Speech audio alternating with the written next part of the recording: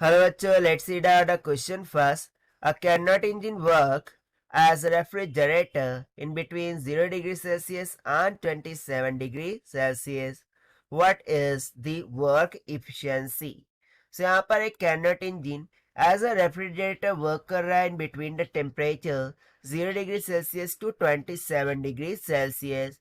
So हमें work efficiency calculate करनी है इस Carnot engine के लिए. तो चलिए स्टार्ट करते हैं सोल्यूशन से.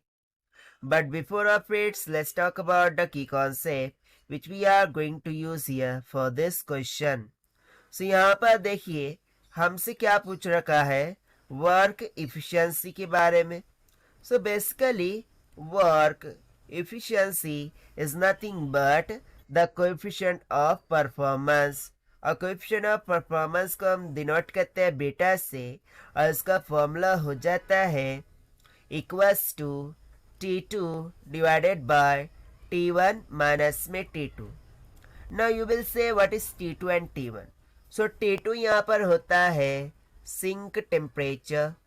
ठीक है, कैनॉट इंजन में सिंक का टेम्परेचर हो जाता है, और T1 सोर्स का टेम्परेचर हो जाता है for that cannot engine.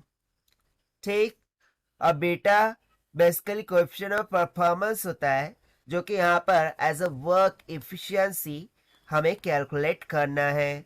So this is equals to beta will be equals to T2 divided by T1 minus of T2. Now you will say what will be T2 and T1. So देखिए हमेशा ध्यान में रखिए source temperature will always greater than to sinks temperature. से यहाँ से greater कौन सा है 27 डिग्री सेल्सियस. सो यही हो जाएगा हमारा T1. और लेस कौन सा है 0 डिग्री सेल्सियस. सो इसको हम केल्विन में कर ले, that is 27 plus 273 will comes out 300 kelvin. उस तरीके से T2 will be equals to 0 degree Celsius plus 273 comes out 273 Kelvin. अब यहाँ पर वैल्यू सब्स्टिट्यूट करेंगे.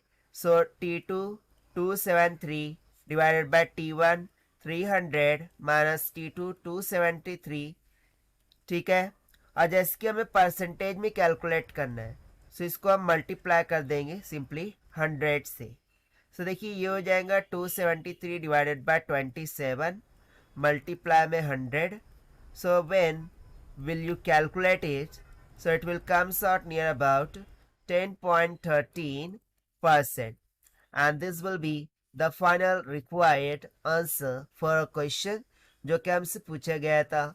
And this we have found by using the conceptual formula of work efficiency, which we can also say that as coefficient of performance of Carnot engine. ठीक है. So this is the required solution. I hope you understood well. Best of luck. Thank you.